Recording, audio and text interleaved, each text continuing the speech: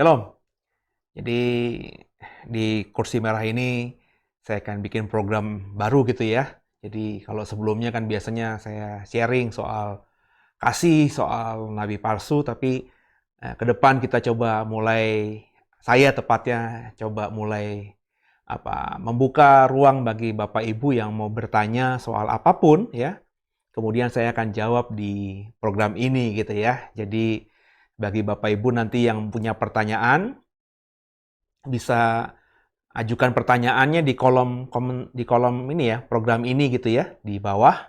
Atau Bapak Ibu bisa juga menghubungi misalnya Instagram kami atau juga Facebook kami, atau kalau ada yang bisa tahu misalnya nomor sekretariat kami juga silahkan ditanya. Tapi mungkin lebih baik taruh aja komentar di komen di program ini ya. Apa yang saudara mau tanyakan, nanti coba saya siapkan materinya dan saya akan buat jawabannya untuk program-program berikutnya gitu ya. Jadi kita lebih berinteraksi lagi. Jadi saya membuka ruang untuk siapa saja untuk bertanya, tentu motivasi pertanyaannya untuk belajar lebih lagi ya, ingin tahu lebih lagi tentang apa yang ada di dalam iman Kristen kita atau apa yang ada di Alkitab. Jadi mungkin program ini akan saya berikan tema Alkitab adalah jawaban gitu ya. Jadi sebelum ini ada beberapa, saya sudah pernah membuka kelas di dalam online ya, ada kelas pemahaman kitab Wahyu, dan ketika selesai kelas itu saya minta semua siswa yang ikut program ini untuk bertanya gitu ya, apa yang menjadi pertanyaan mengganjal mereka, dan lewat kesempatan ini saya coba menjawab satu persatu. Jadi ada pertanyaan pertama ya, yang diberikan ke saya, Pak Pendeta, bagaimana menjelaskan soal adanya dinosaurus di dalam Alkitab kita, ya? Jika soal manusia purba begitu. Soalnya kan kalau dibaca hasil ilmu pengetahuan soal ini, mereka katanya hasil uji karbon itu berusia jutaan tahun gitu. Lalu bagaimana menjelaskannya secara Alkitab? Karena kata banyak pendeta dan juga banyak tafsir mengatakan bahwa bumi ini usianya ya baru sekitar 6 ribuan tahun begitu. Nah kan kontradiksi. Ya, mohon dijelaskan ya. Ya ini sebenarnya pertanyaan yang banyak ya. Ya diajukan ya, ditanyakan oleh banyak orang Kristen, terutama orang Kristen yang curiosity atau rasa ingin tahunya itu besar. Dan bagi saya, orang yang punya rasa ingin tahu besar itu berarti orang yang haus atau orang yang mau belajar ya. Jadi bagus gitu ya. Saya coba menjawab tentu dengan kapasitas saya ya. Tentu mungkin tidak memuaskan bagi yang bertanya karena ya pertama saya bukan seorang arkeolog atau saya bukan seorang yang menekuni tentang usia bumi, terus juga tentang dinosaurus. Saya bukan orang yang mendalami soal hal ini. Jadi tentu yang saya jelaskan hanya apa yang saya pahami berdasarkan apa yang saya baca dan terutama apa yang saya dalami soal Alkitab kita. Karena judulnya program ini Alkitab adalah jawaban, maka saya ingin menjawab gitu. Jadi tolong dipahami ya. Jadi silakan nanti cari second opinion dari banyak orang yang tentu lebih pakar tentang dinosaurus kah dengan ilmu mereka gitu ya. Nah, yang saya mau katakan soal pertanyaan ini, jawabannya adalah dinosaurus atau manusia purba itu adalah sesuatu yang disebut fakta. Ya. Fosil dinosaurus dan fosil manusia purba kan sudah ditemukan gitu ya. Nah, bagaimana bisa menyelaraskan gitu? Karena dari hasil penelitian para arkeolog mengatakan bahwa fosil manusia purba dan fosil dinosaurus itu kan usianya katanya jutaan tahun ya, padahal kalau kita lihat Alkitab paling Alkitab itu memperkirakan bumi ini usianya baru 6 ribuan tahun begitu ya. Nah, yang pertama harus dipahami bahwa Alkitab tidak pernah mengajarkan teori evolusi. Ya, Alkitab mengatakan bahwa Tuhan itu menciptakan semua makhluk yang ada di bumi ini. Semua makhluk itu dijadikan ya seperti ini. Jadi bukan berevolusi. Ya, tolong dipahami dulu itu. Ya. Jadi jika ada pemahaman bahwa manusia purba itu disebut sebagai manusia sebelum manusia modern ada. Jadi berevolusi dari kera begitu ya, monyet menjadi manusia yang purba ya, kemudian baru menjadi manusia modern. Ini sesuatu yang tidak alkitabiah ya, karena Alkitab mengatakan ya Tuhan menciptakan manusia segambar serupa dengan Allah. Tidak dikatakan Alkitab Tuhan menciptakan kera dulu, kemudian memprosesnya berdasarkan waktu jutaan tahun, kemudian kera itu menjadi lebih pintar dan akhirnya menjadi manusia modern begitu. Nggak begitu ya. Jadi ini dulu harus kita luruskan ya. Kalau Bapak Ibu penganut teori evolusi, tentu maka akhirnya jawaban saya ini menjadi tidak make sense. Tapi kalau Bapak Ibu mau mengikuti pemahaman Alkitab, maka saya bisa menjawab keingintahuan Bapak Ibu tadi. Jadi ada dua pandangan soal hal ini. Yang pertama, penganut evolusi ya yang di luar Alkitab itu mengatakan bahwa dinosaurus itu diperkirakan hidupnya 65 juta tahun yang lalu ya. Sebelum manusia itu berevolusi menjadi manusia modern. Jadi dinosaurus itu hidup jauh sebelum manusia modern itu ada di bumi ini. Itu kata penganut teori evolusi. Yang kedua, ada yang mengatakan bahwa, tentu yang tidak percaya teori evolusi, yang mengatakan bahwa dinosaurus dan manusia itu karena dua-duanya adalah fakta. Dinosaurus itu fosilnya ditemukan, berarti fakta kan di bumi ini pernah hidup. Tapi hidupnya dengan manusia di zaman yang sama, begitu ya. Berarti tidak mempercayai informasi yang mengatakan bahwa dinosaurus itu hidup 65 juta tahun yang lalu, begitu ya. Jadi hidupnya sejaman sebenarnya dengan manusia. Ini adalah kelompok manusia yang tidak menganut teori evolusi. Ya, saya termasuk orang yang berada di kelompok ini. Ya, maksudnya percaya bahwa dinosaurus itu adalah ciptaan Tuhan. Dan diciptakan bukan hasil evolusi, begitu juga manusia. Jadi manusia purba itu nggak ada, ya. Manusia purba ya manusia seperti kita, diciptakan segambar serupa dengan Allah. Berarti kurang lebih dinosaurus dan manusia sekarang ini itu hidup sejaman gitu ya. Ya, tentu akhirnya pertanyaan muncul ya, kalau hidup sejaman, kenapa dinosaurus sekarang ini tidak ada lagi begitu ya? Dan kenapa hasil uji karbon misalnya itu berusia jutaan tahun dari sekarang gitu ya. Nah, ini kita coba menjawabnya, saya coba menjawabnya dengan apa yang saya pahami. Yang jelas posisi saya adalah saya bukan penganut teori evolusi. Jadi saya tidak percaya dengan teori Darwin begitu ya. Teori evolusi saya tidak percaya. Nah, bagaimana menjelaskan pertanyaan tadi? Pertama, yang harus diperhatikan bahwa sebenarnya tidak ada yang tahu bentuk dinosaurus itu seperti apa. Jadi gambaran-gambaran yang ada, lukisan-lukisan yang ada di dunia modern soal dinosaurus, ya dalam hal ini mungkin yang menjadi fenomenal itu adalah film Jurassic Park gitu ya. Bentuk dinosaurus itu digambarkan di film itu seperti itu. Sebenarnya saya berani bilang itu fiksi ya, karena nggak ada yang tahu bentuk dinosaurus itu seperti apa ya. Gambaran yang bisa kita lihat itu saat ini, entah itu di film Jurassic Park atau di museum-museum soal dinosaurus, ya, itu hanya rekonstruksi dari fosil yang sudah ditemukan, ya, fosil tulang-tulang yang sudah ditemukan, ya.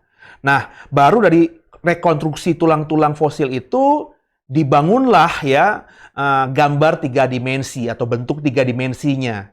Kan itu hanya fosil aja, hanya tulang-tulang belaka, direkonstruksi lah. Oh, ini tulang kepala, ini tulang leher, tulang punggung, tulang ekor, kaki. Kemudian dengan pemahaman imajinasi atau juga teknologi sekarang ini 3D ya, mulailah ditaruhlah itu lemak ya, bentuk kulit, bentuk mukanya seperti ini, matanya seperti ini, kakinya seperti ini. Tapi kalau mulai jujur ya, bahkan ilmuwan juga harusnya mempercayai bahwa gambaran yang dilukiskan itu tidak 100% valid ya, seperti faktanya ya. Jadi namanya juga rekonstruksi ya. Meskipun data-datanya banyak, tapi rekonstruksi kan tentu tidak 100% sama dengan kenyataannya. Begitu ya. Jadi ada sesuatu lah, pasti ada sesuatu yang beda gitu ya. Nah, salah satu yang saya ketemu soal rekonstruksi dari fosil dinosaurus ini adalah rekonstruksi dinosaurus yang diberi nama Brontosaurus. Ya, kalau Bapak Ibu suka, anak-anak Ibu suka tentang dinosaurus, Brontosaurus itu adalah dinosaurus yang lehernya panjang, yang besar gitu ya. Yang apa namanya, miliki leher panjang, tingginya bisa puluhan meter begitu lehernya ya, pemakan daun-daun di pohon-pohon yang tinggi-tinggi. Itu yang digambarkan di film Jurassic Park gitu ya. Tapi kalau kita mempelajari soal Brontosaurus ini berdasarkan beberapa jurnal yang bicara soal dinosaurus, ini ada kesalahan rekonstruksi ya. Jadi ada kesalahan dalam menyusun tulang belulang yang kurang tepat ya. Di salah satu artikel yang saya baca, yang merekonstruksi Brontosaurus ini salah menaruh atau merekonstruksi kepala, leher dengan badan. Jadi badannya mungkin tulang-tulangnya pas, tapi ketika merekonstruksi leher dan kepala, ini adalah leher dan kepala tulang lain, ya, tulang dari binatang lain gitu. Ya, bahkan ada beberapa informasi yang mengatakan bahwa ketika pertama kali ada ilmuwan yang menemukan fosil dan merekonstruksi tulang belulang Brontosaurus ini, ditemukan fakta bahwa fosil kepala, tulang belulang dari kepala itu bahkan ditemukan dengan jarak yang cukup jauh. Ya, jadi besar kemungkinan kepala itu bukan adalah kepalanya si binatang yang direkonstruksi menjadi Brontosaurus itu. Itu makanya kalau kita menyukai soal dinosaurus, di buku-buku kamus atau dictionary soal dinosaurus yang ada hari ini, banyak dictionary soal dinosaurus yang tidak lagi menaruh Brontosaurus di dalam kamusnya atau dalam dictionary-nya, ya, karena ada kesalahan rekonstruksi tadi. Ya, ini cuma satu kasus aja, ya. Yang saya mau katakan bahwa bentuk dinosaurus yang kita lihat di film Jurassic Park itu belum tentu seperti itu. Misalnya gambar T-Rex gitu ya, yang besar gitu ya, yang kukunya bisa tok tok tok tok, terus bisa mencium bau rokok gitu ya, terus giginya tajam-tajam. Itu rekonstruksi yang belum tentu valid, saudara. Karena belum tentu fosil T-Rex yang direkonstruksi itu memiliki gigi yang ditemukan dan direkonstruksi seperti gambar yang kita lihat sekarang ini.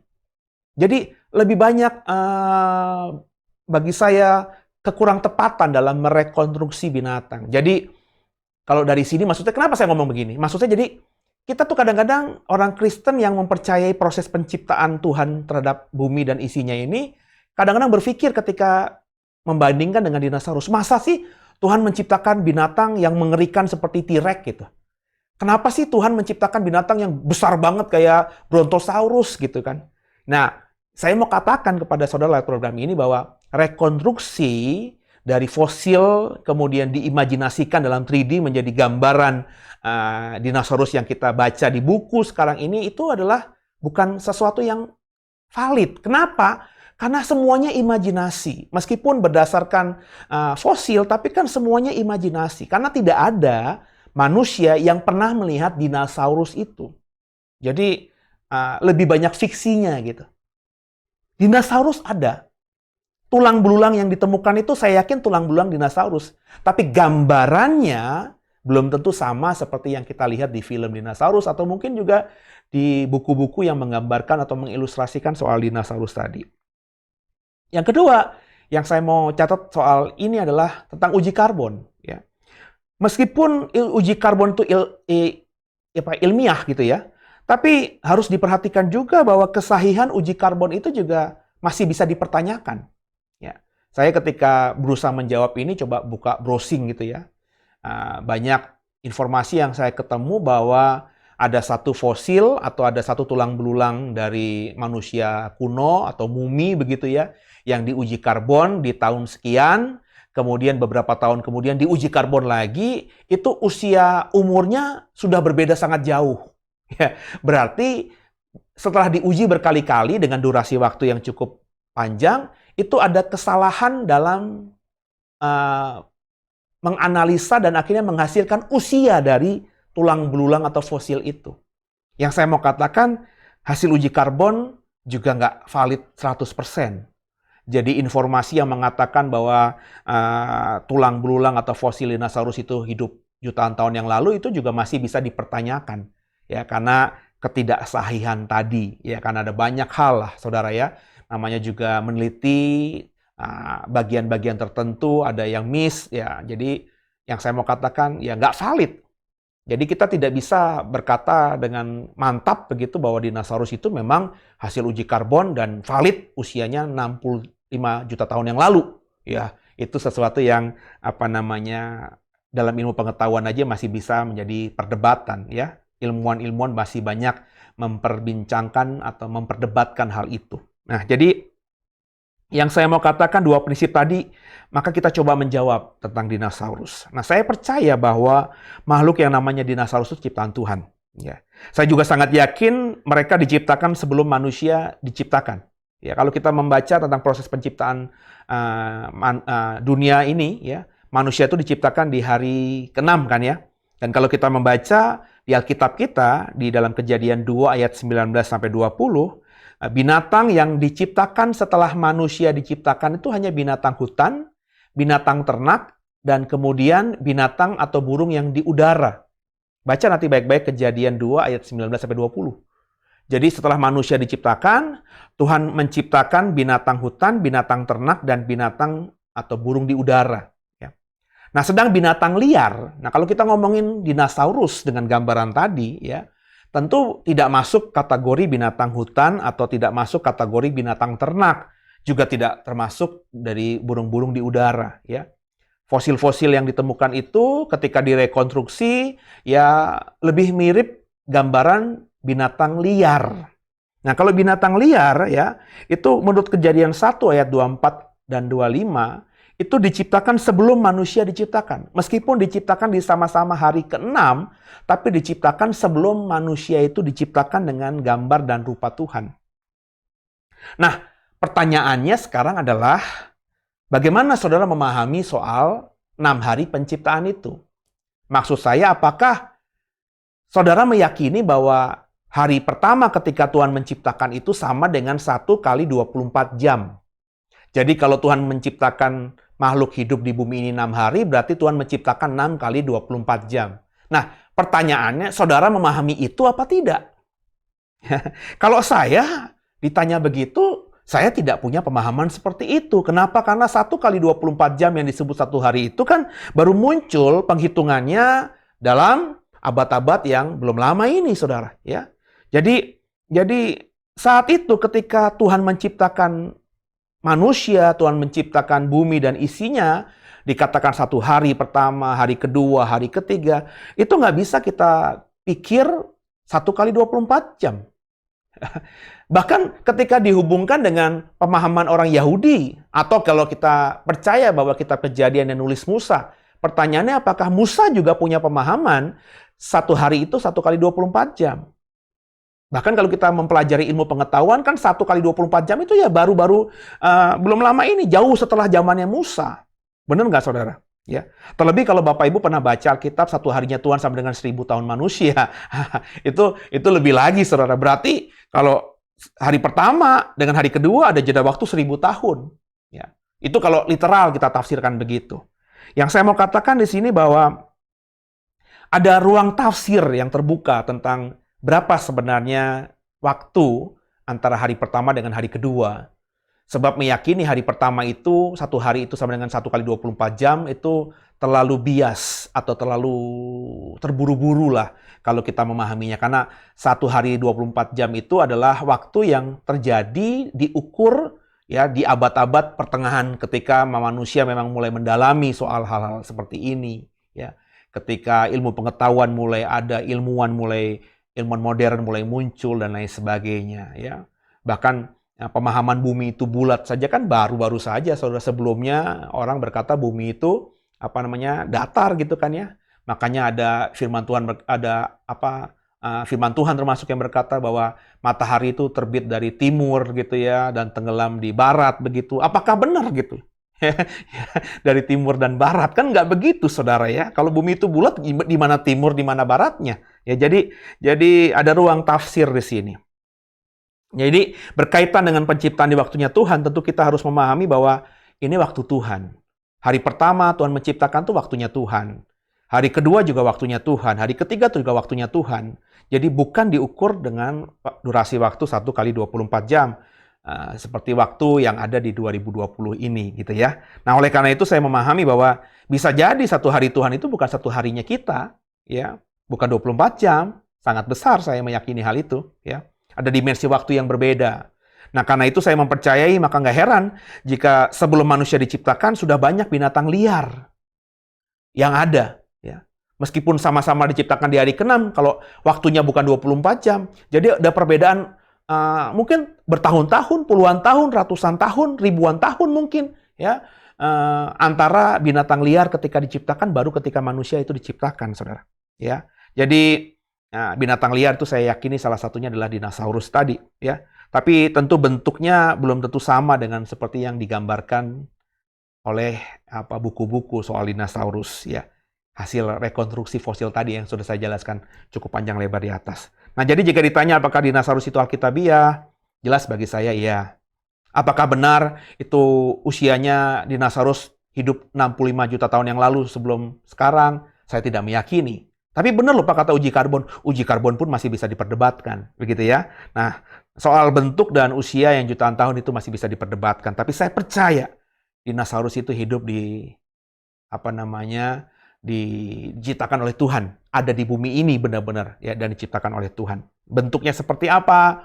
Ya, mungkin ke depan kita akan lebih bisa memahami ketika manusia bisa lebih lagi menemukan fosil-fosil, literatur-literatur, atau pemahaman-pemahaman yang lebih dalam lagi ketika ilmu pengetahuan semakin bertambah, tentu kita bisa menemukan lebih lagi informasi soal hal ini. Tapi sekarang, saya sangat meyakini bahwa apa yang digambarkan oleh gambar-gambar soal dinosaurus itu bukannya hal yang sahih, bukan valid ya.